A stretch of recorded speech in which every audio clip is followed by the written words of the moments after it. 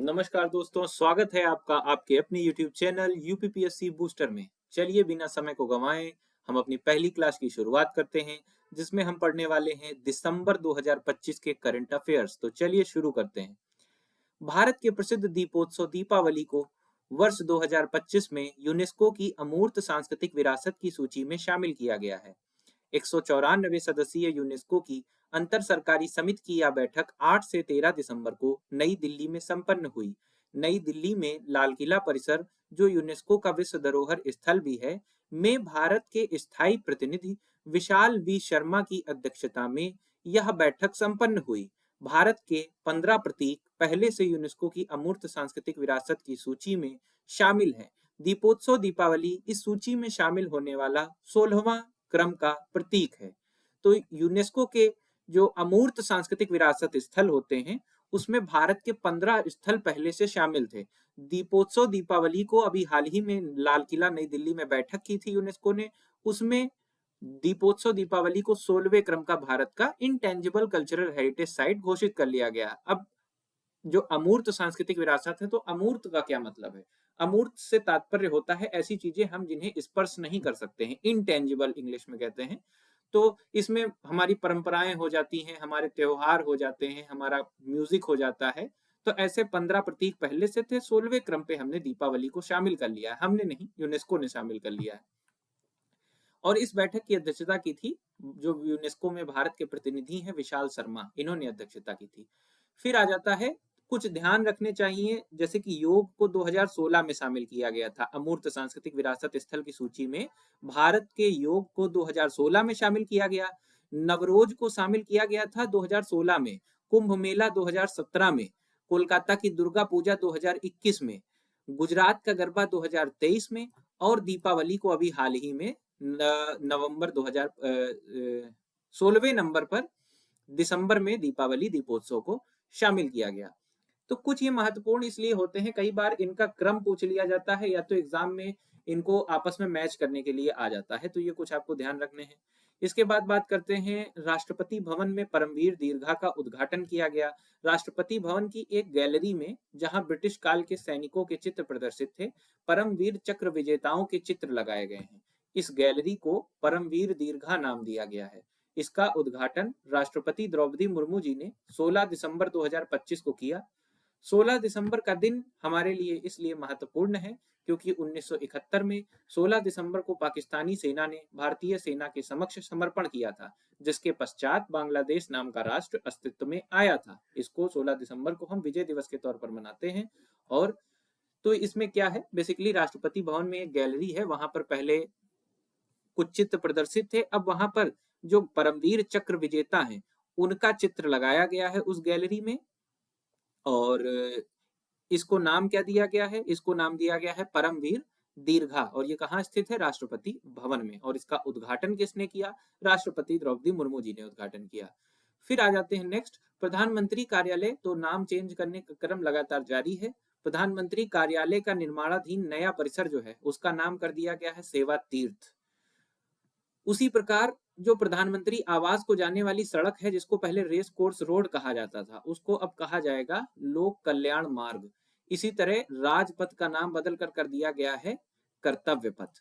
केंद्रीय सचिवालय central secretariat का नाम बदल कर दिया गया है कर्तव्य भवन। प्रधानमंत्री कार्यालय के नए निर्माणाधीन परिसर को सेवा तीर्थ कहेंगे। रेस कोर्स रोड जो प्रधानमंत्री आवास की सड़क है, उसको लोक कल्याण मार्ग कहेंगे। राजपथ का नाम कर्तव्य पथ, और केंद्रीय सचिवालय का नाम कर्तव्य भवन हो गया है। तो नाम चेंज करने का क्रम लगातार जारी है। वर्ष 2025 तक देश में परमाणु ऊर्जा क्षमता 8.9 गीगावाट प्राप्त की जा चुकी थी। ठीक है, पहले इसको समझ लेते हैं कि परमाणु ऊर्जा को हम दो तरह से उपयोग कर सकते हैं, एक तो कंस्ट्रक्टिव वे में, दूसरा डिस्ट्रक्टिव वे में। अगर कंट्रोल्ड मैनर में उसका उपयोग किया जाएगा तो उसके माध्यम से हम बिजली बना सकते हैं, सतत ऊर्जा बनेगी, 24 घंटे हमें बिजली उपलब्ध होगी। अच्छा, हाल ही में क्या डिस्ट्रक्टिव वे में, तो उसका आप जानते ही हैं, न्यूक्लियर बॉम्ब की तरह यूज किया जा सकता है न्यूक्लियर प्रोसेस को, अगर अनकंट्रोल्ड किया जाए।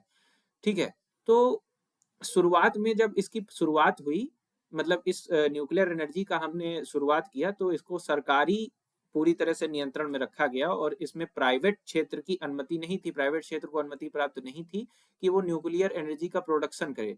तो इसी चीज को दूर करने के लिए, इस बाधा को दूर करने के लिए एक नया कानून जो है, एक नया विधेयक संसद में पेश किया गया और जो पारित हो गया, उसका नाम है शांति विधेयक। इसके तहत प्राइवेट क्षेत्र को भी अब धीरे-धीरे इंडल्ज किया जाएगा कि वो भी जो है न्यूक्लियर एनर्जी में, प्रोडक्शन में योगदान दे। अच्छा, दूसरा पॉइंट ये आता है कि क्यों हम इतना ज्यादा न्यूक्लियर एनर्जी को बढ़ावा देना चाहते हैं। तो हम ही नहीं, देश के बहुत सारे राष्ट्र, या कह सकते हो सभी राष्ट्र, धीरे धीरे न्यूक्लियर एनर्जी को बढ़ावा दे रहे हैं, क्योंकि न्यूक्लियर एनर्जी से हमें स्वच्छ और 24 घंटे अनवरत ऊर्जा प्राप्त होती है, इसीलिए हम इसको इतना बढ़ावा दे रहे हैं। इसी क्रम में, अच्छा क्यों जरूरत है, ऊर्जा की जरूरत तो वैसे भी है, प्लस जब से एआई के मॉडल्स को ट्रेन करना, एआई तेजी से बढ़ रहा है, तो उसके जो मॉडल्स को ट्रेनिंग करने के लिए हमें बहुत बड़ी मात्रा में बिजली, वानी, इन सब का आवश्यकता होती है। इसीलिए हमें कुल मिलाकर ऊर्जा की मांग बढ़ रही है और सभी देश न्यूक्लियर एनर्जी को प्राप्त करना चाहते हैं। ऐसे ही जापान में उसका सबसे बड़ा परमाणु ऊर्जा संयंत्र, काशिवाजाकी ऊर्जा संयंत्र जो है, उसको उसने दोबारा से चालू करने की बात कही है इसी क्रम में। तो वर्ष 2025 तक देश में परमाणु ऊर्जा क्षमता हमने कितनी प्राप्त कर ली थी, न्यूक्लियर एनर्जी कैपेसिटी 8.9 गीगावाट 2025 तक, और हमारा लक्ष्य है 2047 तक भारत का लक्ष्य 100 गीगावाट तक परमाणु ऊर्जा प्राप्त करना है। निजी भागीदारी यानी प्राइवेट के लिए भी अब सरकार ने परमाणु ऊर्जा का द्वार खोल दिया है। भारत के रूपांतरण के लिए परमाणु ऊर्जा के सतत दोहन और विकास अर्थात शांति विधेयक 2025, अंग्रेजी में इसको कहेंगे sustainable harnessing and advancement of nuclear energy for transforming India, इस नए अधिनियम के चलते 1962 का परमाणु ऊर्जा अधिनियम तथा 2010 का परमाणु क्षति के लिए नागरिक दायित्व अधिनियम, ठीक है, इनको समाप्त कर दिया जाएगा, रद्द हो गए हैं। परमाणु ऊर्जा नियामक बोर्ड, ये बहुत महत्वपूर्ण है, परमाणु ऊर्जा नियामक बोर्ड जो एक रेगुलेटरी बॉडी है, न्यूक्लियर एनर्जी रेगुलेटरी बॉडी, इस को इस नए शांति विधेयक, इस नए शांति कानून के तहत वैधानिक दर्जा प्रदान किया गया है। परमाणु ऊर्जा नियामक बोर्ड को वैधानिक दर्जा का मतलब स्टेटूटरी स्टेटस इसको प्रदान किया गया है। भविष्य की कृत्रिम बुद्धिमत्ता व डिजिटल अवसंरचना द्वारा संचालित ऊर्जा मांगों को पूरा करने में परमाणु ऊर्जा अपरिहार्य होगी। अपरिहार्य का मतलब होता है अनिवार्य होगी, क्योंकि यह अन्य अनियमित स्रोतों के विपरीत 24 घंटे विश्वसनीय व स्वच्छ ऊर्जा प्रदान करती है, जिसकी अभी हम बात कर चुके हैं। अपने सबसे शक्तिशाली प्रक्षेपण यान LVM-3M6 के जरिए 6100 किलोग्राम वजन वाले अमेरिकी संचार उपग्रह ब्लू बर्ड ब्लॉक 2 का श्रीहरिकोटा स्थित सतीश धवन अंतरिक्ष केंद्र से प्रक्षेपण कर उसकी वांछित लो अर्थ ऑर्बिट में सफलतापूर्वक पहुंचा दिया। यह प्रक्षेपण इसरो के वाणिज्यिक इकाई न्यू स्पेस इंडिया लिमिटेड और अमेरिका स्थित AST स्पेस मोबाइल के बीच हुए एक वाणिज्यिक समझौते के तहत किया गया है। अपनी शक्ति के कारण बाहुबली के रूप में विख्यात LVM-3 को ही पहले जियो सिंक्रोनस लॉन्च व्हीकल GSLV कहा जाता था। तो इसमें बेसिकली इतना आपको ध्यान रखना है कि अमेरिका का एक उपग्रह था USA का, जिसका नाम है ब्लू बर्ड ब्लॉक 2। ये बहुत ही भारी संचार उपग्रह था। संचार उपग्रह का मतलब होता है कम्युनिकेशन सैटेलाइट, और इसको पहुंचाना था कहां, लो अर्थ ऑर्बिट में। तो इसको भारत ने अपने LVM-3M6 रॉकेट के जरिए पहुंचा दिया है 6100 किलोग्राम वजन वाले अमेरिकी संचार उपग्रह ब्लू बर्ड ब्लॉक 2 को। और इतने भारी पेलोड को, ये इतने भारी उपग्रह को लेके गया है ये रॉकेट, ये LVM-3M6, इसीलिए इसको क्या कहा जा रहा है, बाहुबली रॉकेट कहा जा रहा है। बस इतना ही आपको ध्यान रखना है। IPL और WPL यानी इंडियन प्रीमियर लीग और WPL यानी विमेंस प्रीमियर लीग 2026 संस्करण के लिए खिलाड़ियों की नीलामी पूरी हो गई है, जिसमें कोलकाता नाइट राइडर्स ने सबसे महंगा किसे मूल्य प्रदान किया है, कैमरून ग्रीन को 25 करोड़ में। कई बार ये क्वेश्चन एग्जाम में आ जाता है कि सबसे ज्यादा मूल्य किस खिलाड़ी को प्रदान किया गया IPL की नीलामी में, तो आप ध्यान रखना कैमरून ग्रीन को KKR ने खरीदा है, कोलकाता नाइट राइडर्स ने 25 करोड़ में। और दूसरी ओर WPL यानी विमेंस प्रीमियर लीग में सबसे ज्यादा मूल्य दीप्ति शर्मा जो भारतीय महिला क्रिकेट खिलाड़ी हैं, इनको 3.2 करोड़ रुपए प्राप्त हुए हैं। लड़ाकू विमानों में उड़ान के पश्चात नौसेना की पनडुब्बी INS वागशीर में राष्ट्रपति श्रीमती द्रौपदी मुर्मू जी की समुद्र में यात्रा। INS वागशीर में यात्रा करके श्रीमती द्रौपदी मुर्मू पनडुब्बी में यात्रा करने वाली भारत की दूसरी राष्ट्रपति हो गई हैं। उनसे पूर्व फरवरी 2006 में तत्कालीन राष्ट्रपति डॉक्टर APJ अब्दुल कलाम जी ने पनडुब्बी में समुद्री यात्रा की थी। 29 अक्टूबर को वायुसेना के अंबाला केंद्र से लड़ाकू विमान राफेल में भी उड़ान राष्ट्रपति जी ने भरी थी। तो हमारी राष्ट्रपति महामहिम द्रौपदी मुर्मू जी जो हैं, इन्होंने हाल ही में पनडुब्बी में यात्रा की है। और कौन सी पनडुब्बी? तो ये ध्यान रखिए, आईएनएस वागशीर में यात्रा की है। और ये भारत की दूसरी राष्ट्रपति बन गई हैं जिन्होंने किसी पनडुब्बी में यात्रा की। पहले 2006 में डॉक्टर एपीजे अब्दुल कलाम जी ने राष्ट्रपति के तौर पर पनडुब्बी में यात्रा की थी। और अभी हाल ही में विमान राफेल में भी उड़ान भरी थी अक्टूबर 2025 में। किसने? राष्ट्रपति जी ने, द्रौपदी मुर्मू जी ने। तो राफेल विमान आपको पता होना चाहिए कहां से अच्छा उड़ान भरी थी, तो हमने भरी थी उड़ान अंबाला एयरपोर्ट से, जो अंबाला का जो सेना का एयरपोर्ट है एयरफोर्स का, वहां से उड़ान इन्होंने भरी थी। ठीक है, राफेल में। और राफेल आपको पता होना चाहिए हम किस देश की कंपनी से खरीदते हैं? फ्रांस की कंपनी है एक, डसॉल्ट एविएशन, वहां से हम खरीदते हैं राफेल। अभी हाल ही में हमने फिर से करार किया है कई सारे मंगाने के लिए राफेल।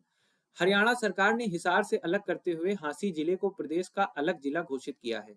यह हरियाणा राज्य का 23वां जिला बन गया है, 23rd। इसी प्रकार राष्ट्रीय राजधानी दिल्ली में राजस्व जिलों की संख्या 11 से बढ़ाकर 13 कर दी गई है। मुख्यमंत्री रेखा गुप्ता की अध्यक्षता में दिल्ली मंत्रिमंडल में लिए गए निर्णय के तहत 3 नए जिले पुरानी दिल्ली, मध्य उत्तरी दिल्ली व बाहरी उत्तरी दिल्ली बनाए गए हैं। शाहदरा जिला अब समाप्त कर दिया गया है। तो ये बहुत इंपॉर्टेंट न्यूज है, बिल्कुल आपको याद रखना है। हरियाणा सरकार ने हिसार जिला हरियाणा में पड़ता है, वहां से उसी हिसार में से एक नया जिला बना दिया है काटकर, और उसका नाम रखा है हांसी जिला। ये हांसी है, झांसी नहीं है, हांसी। और इस हांसी को 23वें क्रम का जिला बन गया है ये हरियाणा का। और ऐसे ही राष्ट्रीय राजधानी दिल्ली जो है, उसमें जो भाजपा की सरकार है उसने राजस्व जिलों की संख्या में बढ़ोतरी कर दी है, 11 से बढ़ाकर 13 जिले कर दिए हैं। 3 नए जिले कौन से बने हैं? पुरानी दिल्ली, मध्य उत्तरी दिल्ली व बाहरी उत्तरी दिल्ली। और एक जिला पुराना था उसको समाप्त कर दिया गया, शाहदरा जिला जो था उसको समाप्त कर दिया गया है। फिर आ जाते हैं, अभी हाल ही में प्रधानमंत्री श्री नरेंद्र मोदी जी ने दिसंबर 2025 में 15 से 18 दिसंबर तक 3 देशों की यात्रा की है। उसमें से एक देश के साथ हमने कॉम्प्रिहेंसिव इकोनॉमिक पार्टनरशिप एग्रीमेंट पर भी, सीईपीए पर भी हस्ताक्षर किए भारत ने और ओमान के जो देश के बीच। तो ये बहुत महत्वपूर्ण हो जाती है यात्रा। तो कौन से 3 देश गए थे? सबसे पहले जॉर्डन, उसके बाद एथियोपिया, और उसके बाद आ जाता है आपका ओमान। तो अगर मोदी जी कहीं पर जाते हैं या हमारे राष्ट्रपति महोदय कहीं पर जाते हैं, तो उन देशों की राजधानियां, उन देशों में कौन वर्तमान में राष्ट्राध्यक्ष हैं, ये बहुत महत्वपूर्ण हो जाता है। तो प्रधानमंत्री श्री नरेंद्र मोदी ने 3 देशों जॉर्डन, एथियोपिया व ओमान की यात्रा 15 से 18 दिसंबर 2025 को की। जॉर्डन की राजधानी अम्मान में पहुंचे, जहां हवाई अड्डे पर उनकी अगवानी जॉर्डन के प्रधानमंत्री जाफर हसन ने की। जॉर्डन के पश्चात प्रधानमंत्री मोदी एथियोपिया के लिए रवाना हुए। एथियोपिया की राजधानी आदिस अबाबा में एथियोपिया के प्रधानमंत्री अबी अहमद अली और भारतीय प्रधानमंत्री नरेंद्र मोदी की उपस्थिति में समझौते का आदान प्रदान किया गया। ग्रेट ऑनर निशान ऑफ एथियोपिया, ये एक अवार्ड इनको दिया गया मोदी जी को। एथियोपिया के प्रधानमंत्री डॉक्टर अबी अहमद अली ने आदिस अबाबा में अंतरराष्ट्रीय सम्मेलन केंद्र में प्रदान किया। आदिस अबाबा में जब मोदी जी गए तो वहां उन्होंने अदवा विजय स्मारक पर पुष्प समर्पित किया, एथियोपियाई सैनिकों को श्रद्धांजलि अर्पित की। तो ये पूछ सकता है अदवा विजय स्मारक कहां पर है? तो एथियोपिया में है। एथियोपिया के पश्चात मोदी जी ने ओमान की यात्रा की। ओमान के सुल्तान हैथम बिन तारिक ने श्री नरेंद्र मोदी जी का स्वागत किया। भारत व ओमान के बीच संपन्न comprehensive economic partnership agreement CEPA पर हस्ताक्षर मोदी जी और ओमान की इस यात्रा की सबसे बड़ी उपलब्धि रही, ध्यान रखना है। भारत ओमान संबंधों में असाधारण योगदान पर दूरदर्शी नेतृत्व के लिए प्रधानमंत्री नरेंद्र मोदी जी को ओमान के सुल्तान हैथम बिन तारिक ने प्रथम श्रेणी के ऑर्डर ऑफ ओमान पुरस्कार से भी सम्मानित किया। तो एथियोपिया के डॉक्टर अबी अहमद अली प्रधानमंत्री थे, उन्होंने इनको निशान ऑफ एथियोपिया दिया मोदी जी को। और 29वां जो पुरस्कार इनको मिला अंतरराष्ट्रीय, वो मिला ओमान के सुल्तान हैथम बिन तारिक के द्वारा ऑर्डर ऑफ ओमान। ठीक, तो 29 अंतरराष्ट्रीय पुरस्कार मोदी जी के हो गए। भारत रूस के बीच शिखर बैठक के सिलसिले में रूस के राष्ट्रपति व्लादिमीर पुतिन 2025 में अंत में भारत की राजकीय यात्रा पर रहे। उन्होंने बताया कि भारत व यूरेशियन आर्थिक यूनियन के बीच स्वतंत्र व्यापार समझौता हेतु वार्ता प्रगति पर है तथा यह समझौता होने से यह व्यापार लक्ष्य प्राप्त करना आसान हो जाएगा। यूरेशियन इकोनॉमिक यूनियन में रूस सहित कुछ 5 सदस्य देश हैं। 4 अन्य सदस्य देश बेलारूस, कजाकिस्तान, अर्मेनिया व किर्गिस्तान हैं। राष्ट्रपति द्रौपदी मुर्मू जी ने व्लादिमीर पुतिन की इस यात्रा की इस दृष्टि से भी महत्वपूर्ण बताया कि यह वर्ष भारत रूस सामरिक साझेदारी, जिसकी स्थापना सन 2000 में राष्ट्रपति के रूप में उनकी पहली भारत यात्रा के दौरान हुई थी, की 25वीं वर्षगांठ है। इस भेंट में दोनों नेताओं ने विश्वास व्यक्त किया कि भारतवर्ष रूस के बीच मित्रता कई वर्षों से अटूट रही है तथा आने वाले वर्षों में भी यह और मजबूत होगी। तो रशिया के जो राष्ट्रपति हैं श्री व्लादिमीर पुतिन, वो भारत की यात्रा पर रहे। भारत का और रशिया के जो सामरिक साझेदारी है, भारत रूस सामरिक साझेदारी का इस बार 25वीं वर्षगांठ थी, जिसकी शुरुआत सन 2000 में हुई थी, जब हमारे राष्ट्रपति थे, हमारे प्रधानमंत्री थे सॉरी, डॉक्टर अटल बिहारी वाजपेयी जी। तब व्लादिमीर पुतिन आए थे और तब से लेकर आज तक भारत रूस सामरिक साझेदारी की 25 वर्ष की, मतलब इस बार 25वीं वर्षगांठ है, 25 वर्ष पूर्ण हो गए हैं। और व्लादिमीर पुतिन जी ने ये राष्ट्रपति भवन में भी उन्होंने जो है डिनर किया। और महत्वपूर्ण चीज ये है, यहाँ पर यूरेशियन इकोनॉमिक यूनियन की बात की जा रही है। तो ये जो संस्था है Eurasian, Europe plus Asia, Eurasian economic union, इसमें कौन से देश हैं? इसमें रूस है, और रूस के अलावा बेलारूस, कजाकिस्तान, अर्मेनिया और किर्गिस्तान। रूस, Belarus, Kazakhstan, Armenia, Kyrgyzstan, Eurasian economic union. तो इसके साथ भी भारत की वार्ता चल रही है। फिर आ जाते हैं ऑस्ट्रेलिया के प्रधानमंत्री श्री एंथनी एल्बनीज के द्वारा 16 वर्ष से कम उम्र के बच्चों के लिए सोशल मीडिया पर प्रतिबंध लगा दिया गया। ये आपको पता ही है। सोमालिया से दशकों वर्ष पूर्व अलग हुए स्वायत्त क्षेत्र सोमालीलैंड को आधिकारिक तौर पर संप्रभु राष्ट्र के रूप में इजराइल ने मान्यता प्रदान कर दी। तो 1991 में सोमालीलैंड एक क्षेत्र था, उसने सोमालिया से अपनी स्वतंत्रता घोषित कर दी थी और अलग क्षेत्र बन गया था। हालांकि उस सोमालीलैंड को किसी भी देश के द्वारा आधिकारिक मान्यता प्रदान नहीं की गई, लेकिन हाल ही में इजराइल ने उसको आधिकारिक मान्यता प्रदान कर दी और ये भी कहा कि हम यहाँ अपना दूतावास वगैरह खोलेंगे। इसी कदम की बड़ी निंदा हुई वैश्विक स्तर पर। और ये ध्यान रखने वाली बात है कि सोमालीलैंड अफ्रीका के हॉर्न ऑफ अफ्रीका में स्थित है, 60 लाख जनसंख्या वाला देश है। इसकी राजधानी है हरगीसा। इसकी सीमाएं सोमालिया से ऑब्वियसली अलग हुआ है, तो उससे तो लगेंगी ही। जिबूती एथियोपिया से मिलती हैं, सोमालिया, जिबूती और एथियोपिया से, और ये सब देश हॉर्न ऑफ अफ्रीका के देश हैं। सोमालीलैंड के मामले में इजराइल के कदम की विश्वव्यापी तीव्र प्रतिक्रिया और आलोचना हुई है। राजधानी हरगीसा है सोमालीलैंड की, ध्यान रखिएगा। फिर आ जाता है ऑस्ट्रेलिया में सिडनी में समुद्र तट पर बॉन्डी बीच पर यहूदियों का हनुक्का त्योहार मनाने के लिए एकत्रित हुए यहूदियों पर हमलावरों ने अंधाधुंध गोलीबारी कर दी। 2 हमलावरों ने, इस हमले में कई लोग मारे गए। इजराइल के राष्ट्रपति इसहाक हरजोग ने गोलीबारी की बड़ी निंदा की। ठीक है, तो ऑस्ट्रेलिया के सिडनी में समुद्र तट पर बॉन्डी बीच एक है, वहां पर यहूदी अपना हनुक्का त्योहार मना रहे थे, तो वहां पर 2 लोगों ने गोलीबारी कर दी। विश्व के सबसे बड़े नाभिकीय ऊर्जा संयंत्र, जिसकी बात अभी हमने पहले की थी, काशिवाजाकी करीबा परमाणु संयंत्र को पुनः चालू करने का निर्णय जापान ने किया है। 15 वर्ष पूर्व 2011 में एक हादसा हुआ था। फुकुशिमा आपदा के पश्चात जापान में परमाणु ऊर्जा पर निर्भरता कम कर दी गई थी। 2011 में आए भीषण भूकंप व सुनामी ने फुकुशिमा दाइची प्लांट को तबाह कर दिया था तथा इस दुर्घटना को एक बड़ी न्यूक्लियर दुर्घटना के रूप में वर्गीकृत किया गया था। सिडनी ऑस्ट्रेलिया स्थित थिंक टैंक लोवी इंस्टीट्यूट, एक संस्था है लोवी नाम की, लोवी इंस्टीट्यूट सिडनी ऑस्ट्रेलिया में, ये एक रिपोर्ट जारी करती है जिसको कहा जाता है एशिया पावर इंडेक्स। ठीक है, एशिया पावर इंडेक्स। तो इसमें इसने जो रैंकिंग दी है, इसमें सुपर पावर की श्रेणी में अमेरिका नंबर 1 और चीन नंबर 2 पर सुपर पावर है दोनों, और भारत को मेजर पावर कहा है, मेजर पावर श्रेणी, और तीसरा स्थान प्रोवाइड किया है। ध्यान रखिएगा, मेजर पावर तीसरा स्थान, और सुपर पावर इसने अमेरिका और चाइना को कहा है, नंबर 1 नंबर 2। दिसंबर 2025 में ओमान के साथ कॉम्प्रिहेंसिव इकोनॉमिक पार्टनरशिप एग्रीमेंट यानी कि सेपा, जिसको हम कहते हैं व्यापक आर्थिक सहयोग, व्यापक आर्थिक साझेदारी समझौता, सेपा शॉर्ट में कह सकते हैं, इस पर हस्ताक्षर हुए हैं ओमान और भारत के बीच। और इससे पूर्व में अभी 2025 में ही भारत और यूनाइटेड किंगडम यूके के बीच व्यापक आर्थिक व्यापार समझौता, ये सेटा है, कॉम्प्रिहेंसिव इकोनॉमिक ट्रेड एग्रीमेंट, ठीक है, पर हस्ताक्षर भी 24 जुलाई 2025 को किए गए थे। तो ये पूछा जा सकता है किसके साथ हमने सेटा साइन किया, किसके साथ सेपा साइन किया हाल ही में। अगले 10 वर्षों में चंद्रमा पर न्यूक्लियर पावर प्लांट स्थापित करने की योजना किसने प्रस्तुत की है? रूस ने प्रस्तुत की है। फिर है आपका सन 2005 में नरेगा अधिनियम को पारित किया गया था। ठीक है, तो इसको सिंपल वे में समझ लेते हैं। 2005 में एक अधिनियम आया था, नरेगा अधिनियम, ठीक है, national rural employment guarantee act, NREGA. इसके तहत 100 दिन का गारंटीकृत रोजगार प्रदान किया जाता है, जो अकुशल रोजगार होता है, ठीक है, मजदूरी से संबंधित। ये इसलिए शुरू किया गया था कि कोई भी अनएम्प्लॉयड ना रहे, सबको लिवलीहुड प्रदान किया जाए, ठीक है। तो उसी नरेगा को बाद में 2005 में नरेगा आया था, 2009 में उसको संशोधित करके उसका नाम चेंज कर दिया गया, मनरेगा कर दिया, महात्मा गांधी जी का नाम उसमें जोड़ दिया गया। उसके बाद अभी हाल फिलहाल में दिसंबर में एक नया अधिनियम लाई है सरकार, जिसका नाम रखा गया है वीबीजी, वीबीजी रामजी बिल 2025।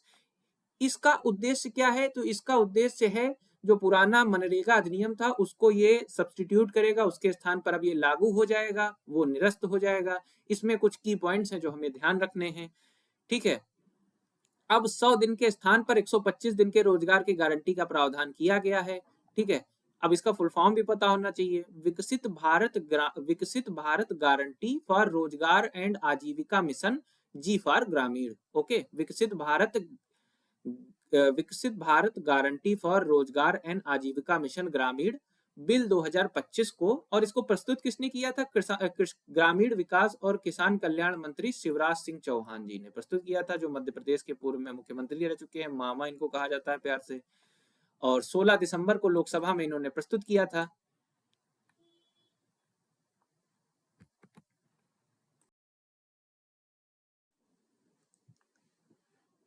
राष्ट्रपति का अनुमोदन 21 दिसंबर को प्राप्त हो जाने के पश्चात उसने अधिनियम का रूप ले लिया। तो 21 दिसंबर को राष्ट्रपति महोदय ने अनुमोदन प्रदान कर दिया, साइन कर दिया, और वीबीजी रामजी बिल जो है वीबीजी रामजी एक्ट बन गया, ठीक है। इस योजना के तहत कराए जाने वाले कार्यों को मुख्यतः 4 क्षेत्रों में बांटा गया है। जल संबंधी कार्यों से जल सुरक्षा, ग्रामीण अवसंरचना, आजीविका से संबंधित बुनियादी ढांचा, मौसम में चरम परिवर्तनों के असर को कम करना, ठीक है। उत्तर पूर्वी व हिमालयी राज्यों में कुल व्यय का 10% राज्यों को वहन करना होगा, और अन्य राज्यों में 40% राज्यों को और केंद्र को 60% हिस्सेदारी। जो नॉर्थ ईस्टर्न स्टेट है प्लस जो पहाड़ी राज्य जैसे यूके यानी उत्तराखंड और हिमाचल प्रदेश, उनको 10% देना होगा, और 90% केंद्र सरकार वहन करेगी जो भी खर्च होगा इसका, बीबीजी रामजी बिल के तहत जो भी मजदूरी प्रदान की जाएगी। और अन्य राज्यों में 40% अंश देना होगा राज्यों को, 60% केंद्र का। तो ये भी ध्यान रखना, इस तरह की चीजें पूछी जाती हैं। रोजगार पाने के लिए इच्छुक परिवारों को आवेदन देना होगा। अगर किसी परिवार को आवेदन के 15 दिन के भीतर काम उपलब्ध नहीं कराया जाता है तो उन्हें बेरोजगारी भत्ता देने का प्रावधान भी किया गया है। फसलों की कटाई बुआई के सीजन के दौरान 60 दिन कोई काम न करवाने की प्रावधान है, ताकि खेतों में काम करने के लिए मजदूरों की कमी ना हो। योजना के तहत अनियमितताओं को शीघ्र पहचानने के लिए बायोमेट्रिक उपस्थिति तथा एआई का इस्तेमाल किया जाएगा। तो ये हो गई आपकी योजना। फिर है आपका फिनो पेमेंट्स बैंक। फिनो नाम का एक पेमेंट्स बैंक था, इसको हाल ही में रिजर्व बैंक ने मंजूरी प्रदान कर दी। किस चीज की मंजूरी? स्मॉल फाइनेंस बैंक की। फिनो पेमेंट बैंक, जैसे पेटीएम पेमेंट्स बैंक होता है वैसे फिनो पेमेंट्स बैंक था। अब इसको रिजर्व बैंक ने मंजूरी प्रदान कर दी है कि लाइसेंस आपको मिल जाएगा स्मॉल फाइनेंस बैंक का। तो इससे फायदा क्या होगा? तो स्मॉल फाइनेंस बैंक का लाइसेंस मिल जाने से उसके ऑपरेशन का दायरा बढ़ जाएगा। यहाँ बैंक की ना किसी लिमिट के डिपॉजिट स्वीकार कर पाएगी और ऋण भी प्रदान कर पाएगी, ठीक है। जबकि पेमेंट बैंक जब ये था तो ये ऋण नहीं प्रदान करता था, यानी कि लोन नहीं बांटता था, क्रेडिट नहीं देता था। लेकिन अब ये लोन भी प्रदान कर पाएगा जब ये स्मॉल फाइनेंस बैंक बन जाएगा, और डिपॉजिट की लिमिट भी इसकी खत्म हो जाएगी। पहले केवल जब पेमेंट बैंक है तो उसकी लिमिट होती 2 लाख तक की डिपॉजिट का, ठीक है। तो ये चीजें फायदे हैं पेमेंट बैंक से स्मॉल फाइनेंस बैंक बनने में। अन्य बैंकिंग सेवाएं भी स्मॉल फाइनेंस के रूप में या ग्राहकों को उपलब्ध करा सकेगा। इस परिवर्तन से ग्रामीण व कम सर्विस वाले क्षेत्रों में क्रेडिट की पहुंच में वृद्धि होगी। तो ये ध्यान रखना है। और पेमेंट बैंक से स्मॉल फाइनेंस बैंक में तब्दील होने के लिए पहले आपको 5 वर्ष तक पेमेंट बैंक के रूप में कार्य करना पड़ेगा। फिर है, भारत में मुख्यतः 2 प्रकार के कोपरा, कोपरा अर्थात नारियल का उत्पादन किया जाता है। जीएस का फैक्ट है। पहला होता है मिलिंग कोपरा। मिलिंग कोपरा, इसका उपयोग तेल निकालने के लिए यानी ऑयल के लिए, और बॉल कोपरा, बॉल कोपरा का उपयोग सूखे फल के लिए, खाने के लिए या धार्मिक उद्देश्य के लिए किया जाता है। भारत में मिलिंग कोपरा जो आपका तेल निकालने के लिए, उसका उत्पादन केरल व तमिलनाडु में होता है मुख्यतः, जबकि बॉल कोपरा खाने वाला उसका उत्पादन मुख्यतः कर्नाटक में होता है। नारियल के कुल उत्पादन में भारत विश्व में प्रथम स्थान पर है। देश में पहली बार पूर्णतः स्वदेशी हाइड्रोजन चलित जलपोत का काशी में गंगा नदी में नमो घाट व ललित घाट के बीच वाणिज्यिक संचालन शुरू। बंदरगाह जहाज रानी व जल मार्ग मंत्री सर्बानंद सोनोवाल ने हरी झंडी दिखाकर इसे रवाना किया। इस पोत का निर्माण कोच्चि शिपयार्ड लिमिटेड द्वारा किया गया है। ठीक है, तो एक हाइड्रोजन से चलने वाली एक नाव है, इसका अभी हाल ही में इसको हरी झंडी दिखा दी है। ये कहाँ चल रही है? काशी में गंगा नदी में चल रही, नमो घाट और ललित घाट के बीच। ठीक है, और ये किसने इसका उद्घाटन किया, किसने हरी झंडी दिखाई, ये बहुत महत्वपूर्ण हो जाता है। तो बंदरगाह जहाज रानी और जलमार्ग मंत्री वर्तमान में है सर्बानंद सोनोवाल, इन्होंने इसका उद्घाटन किया। इस पोत का निर्माण किसने किया है? तो इस पोत का निर्माण कोच्चि शिपयार्ड लिमिटेड द्वारा किया गया है। आज का सेशन इतना ही था। फिर बात करते हैं क्वेश्चन ऑफ द डे की। तो हाल ही में आरओ मेंस में ये क्वेश्चंस पूछा गया था, यूपीपीएससी आरओ मेंस में। खेलो इंडिया यूथ गेम्स 2025 में पदक तालिका में कौन सा राज्य पहले स्थान पर रहा? खेलो इंडिया यूथ गेम्स का हाल ही में बिहार में आयोजन किया गया था। तो आपको बताना है पदक तालिका यानी मेडल टैली में शीर्ष पर कौन सा राज्य रहा, राजस्थान, हरियाणा, बिहार या महाराष्ट्र। तो इसका आंसर मैं चाहूंगा कि आप लोग कमेंट में इसका आंसर दें। फिर बात करते हैं स्टैटिक पोर्शन की। तो आज के स्टैटिक पोर्शन में हमारा एक फैक्ट है कि कौन सी कंट्रीज कैस्पियन सी को सराउंड करती हैं। कैस्पियन सी आपको पता होना चाहिए कि सबसे बड़ी वाटर बॉडी है, खारे पानी की सबसे बड़ी वाटर बॉडी है एरिया वाइज कैस्पियन सी पूरे विश्व में। ठीक है, तो इसको सराउंड करने वाली कंट्रीज हैं Iran, Turkmenistan, Kazakhstan, Russia, Azerbaijan. ये सीधे सीधे एग्जाम में आते हैं इस तरह के क्वेश्चन कि कौन सी कंट्री इसमें से कैस्पियन सी को सराउंड करती नहीं है। ज्यादातर अब नहीं पूछने का ट्रेंड हो गया है, तो आपको पता होना चाहिए कौन सी करती है, तब आप बता पाओगे कि नहीं कौन सी करती है। ठीक है, तो ईरान, तुर्कमेनिस्तान, कजाकिस्तान, रशिया और अजरबैजान। ठीक है, और इसकी ट्रिक है तारीख। तारीख आप ध्यान रखिए कि कौन सी कंट्रीज कैस्पियन सी को टच करती हैं। तो तारीख कंट्रीज, तारीख में आपका टी से तुर्कमेनिस्तान, ए से अजरबैजान, आर से आपका रूसिया, आई से आपका ईरान और के से आपका कजाकिस्तान। वैसे ट्रिक इतनी महत्वपूर्ण नहीं है, अगर आप बार बार मैप में देखेंगे तो आपको ट्रिक की आवश्यकता नहीं पड़ेगी। यहाँ पर हम मैप में देख लेते हैं, ये है आपका कैस्पियन सी वाला क्षेत्र, ये भारत है, ये है आपका कैस्पियन सी, ये है ब्लैक सी, ये है भूमध्य सागर अर्थात मेडिटेरेनियन सी। कैस्पियन सी को जो सराउंड करती है, तो सबसे नीचे है कैस्पियन सी के साउथ में ईरान, साउथ ईस्ट में है तुर्कमेनिस्तान, फिर आपका कजाकिस्तान, फिर आपका ये रूस है येलो कलर वाला, फिर आपका ये आ जाता है आपका अजरबैजान, और फिर ये आ जाता है आपका ईरान। ईरान को हम पहले ही गिन चुके हैं। ठीक है, तो Iran, Turkmenistan, Kazakhstan, Russia, Azerbaijan are the countries surrounding the Caspian Sea.